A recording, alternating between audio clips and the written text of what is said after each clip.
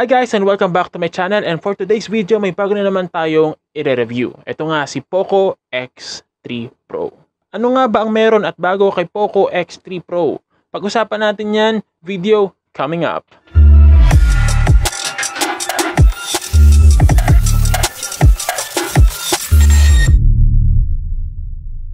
So ito na nga, after ng POCO X3, nagkaroon tayo ng POCO X3 NFC.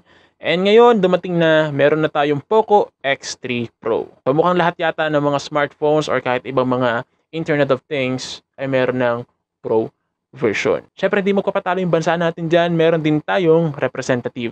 Ito nga si NCR Plus, that soon to be NCR Plus Pro. Char. Masarap pakinggan pero hindi masarap ma-quarantine. So bago ko makalimutan, POCO X3 Pro has a price of 12,990 for the 6GB and 128GB variant and 15,990 for 8GB and 256 variant. Bago pa ako dumami ng daldal dito, let's begin the review of POCO X3 Pro.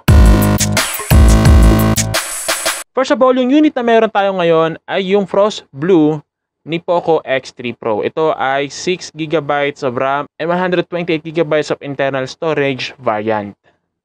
For the design, si POCO X3 Pro ay hindi ganoon nalalayo sa look ni POCO X3 NFC at ni POCO X3. And for the size, meron siyang 6.51 inches by 3.02 and thickness na 0.37. And at the bottom part, located yung 3.5mm audio port, and then yung USB port, microphone, and yung speaker. On the right side naman, located yung fingerprint scanner at yung volume rocker. Yung fingerprint scanner also acts the on and off button. And to test out the fingerprint scanner, mayroon siyang kabilisan. Papakita ko sa inyo. Ulitin natin. Yan. Ang advantage pagka naka-side mounted yung fingerprint scanner, mas mabilis talaga siya to compare doon sa in-screen yung fingerprint scanner. On the left side naman located yung hybrid slot, which means pwedeng dalawang SIM card or isang SIM card, isang micro SD card. On the top part naman located yung microphone, IR blaster para pwede mo siyang magamit as remote control, and yung another speaker. So yes po, dalawa or dual speaker si POCO X3 Pro. And on the front naman, located yung selfie camera. So naka-punch hole design na siya. For the back, nandito pa rin yung signature look ni POCO X3 series. Two sides on matte and glossy naman on the center part. This design gives a mix of good grip when handling the phone. Ang napansin ko nga lang, prone sa fingerprint smudge yung gitnang part kasi glossy siya. And by the way, made of plastic yung back cover. Also located at the back yung quad cameras and yung flash. Just a little concern with the design. Protruding yung island style camera ni POCO X3 Pro. Kaya need mo talaga ng case kasi pag pinatong mo siya on any surface, lalo na kung medyo uneven, mas unang tatama yung camera glass niya. POCO X3 Pro has a rating of IP53, which means protected siya from dust and splash. But it doesn't mean na waterproof na siya. So, ibig sabihin, kapag maliligo ka, like example sa pool, hindi mo siya pwedeng isama sa paglangoy. Pero, pwede mo siyang gamitin pag nasa gilid ka lang ng pool. So, hindi siya waterproof, water resistant lang, and dust resistant. For the display, meron siyang 6.67 inches and made of IPS LCD with 470 nits of brightness with the refresh rate of 120Hz. Meron din siyang HDR10.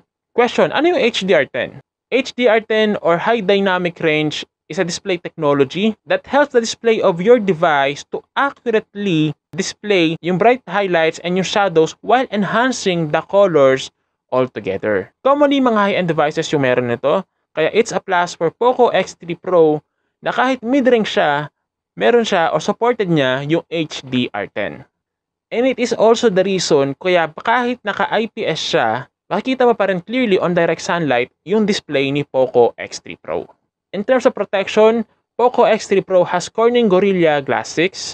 Circular din yung edges ni POCO X3 Pro with a resolution of 1080 by 2400. POCO X3 Pro also runs with MIUIv12 version on Android 11 OS. Before I discuss the performance of POCO X3 Pro, ulitin ko lang, the unit what we have is 6GB of RAM and 128GB of storage. Kaya kung ano man yung mga result sa mga testing ko, it is under that variant. Also, POCO X3 Pro is equipped with Snapdragon 860 and a GPU of Adreno 640. Anong meron kay Snapdragon 860? So si Snapdragon 860 is a chipset designed for photography, gaming, and enhancement of 4G and 5G connectivity. For the Antutu benchmark test, POCO X3 Pro has a score of 482,222. POCO X3 Pro only supports up to 4G connection. And gaya nang na-mention ko that Snapdragon 860 is also for enhancement of 4G or 5G connectivity, pumapalo yung speed test ko up to 120 Mbps. Surprisingly, kasing ibang mga smartphones na tinetest ko on that spot and same SIM card yung GOMO, hindi umaabot sa ganun kataas na speed test. Itong POCO X3 Pro lang yung nakita kong umabot sa ganun. In terms of gaming, palaban din tong si POCO X3 Pro. Sinubukan ko on Mobile Legends, kaya niya hanggang Ultra. Sa Wild Rift, kaya rin niya up to 60 FPS. Sa COD, sa graphics, very high ang settings and sa max naman for the frame rate. All throughout, swabing-swabe yung gameplay and on my own observation, wala akong nakikitang frame drops. Only downside nga lang ni POCO X3 Pro when gaming, mabilis siyang uminit. Pero tolerable pa naman. POCO X3 Pro has 4 rear cameras, 48MP wide with Sony IMX582 quad Bayer sensor, 8MP ultrawide, 2MP for macro, and 2MP for depth.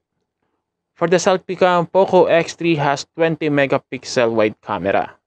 If you are going to compare POCO X3 Pro to POCO X3 NFC, mas lamang sa 2 cameras yung NFC version. Because NFC has 64MP and 13MP cameras. For the videos, capable siya ng 1080p with 60fps and 4K with 30 FPS. Meron din siyang gyro EIS. EIS means Electronic Image Stabilization. It is a technology para less shaky yung kuha mo sa videos. However, on POCO X3 Pro, up to 1080p to 30 FPS lang yung maximum quality niya pag gagamitin mo yung EIS. Opening the cam will show the Pro, video, photo, portrait, and under ng more will show the night, 48MP, short video, panorama, documents, vlog, slow motion, time-lapse, long exposure, dual video, and clone. So here are the sample photos taken on POCO X3 Pro. Detailed yung mga kuha ni POCO X3 Pro lalo na when you are shooting outdoor. One thing na nagustuhan ko sa feature niya ng cameras ay yung vlog. May template that will automatically stitch the kuha plus the audio. Ito papakita ko sa inyo.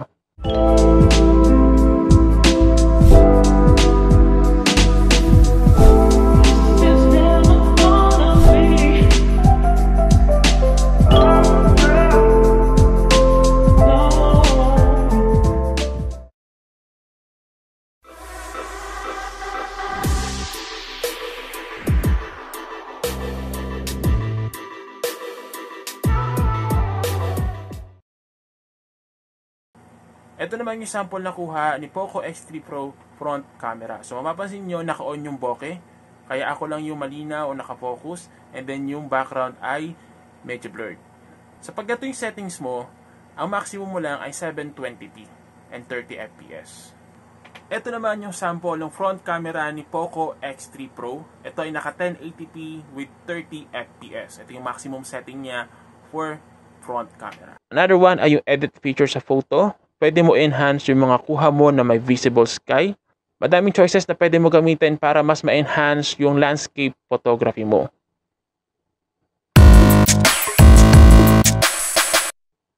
For the battery, POCO X3 Pro has 5,160 mAh, same with the POCO X3 NFC. Mas mababa sila to compare with the POCO X3 na meron naman siyang 6,000 mAh. Fully charged, inabot ako ng 1 hour and 19 minutes using the 33 watts fast charger ni POCO X3 Pro. From 50% down to 0%, inabot ako ng 10 hours and 19 minutes. So within that time, dun ko siya ginamit, tinest, nagkamera, naglaro, and pagkalikot kay POCO X3 Pro. And now we are on the conclusion part of this review, kung saan sasabihin ko yung mga pros and cons of POCO X3 Pro. First, I would like to include yung design ni POCO X3 Pro. Kasi kahit nga POCO X3 Pro, POCO NFC or POCO X3 siya, alam mo na pag nakita mo yung likod niya, POCO X3 series siya. Another is for the display. Even though na IPS siya, meron na siyang 120Hz and also sinusupport niya si HDR10. So hindi ko naging problema yung direct sunlight o yung paggamit ko sa kanya outdoor dahil kitang-kita mo yung screen niya. Next is the camera. Kahit na downgraded siya to compare with the POCO X3 NFC or the POCO X3, good na din yung quality niya plus yung EIS or para mas stabilize yung pagkuha mo ng video.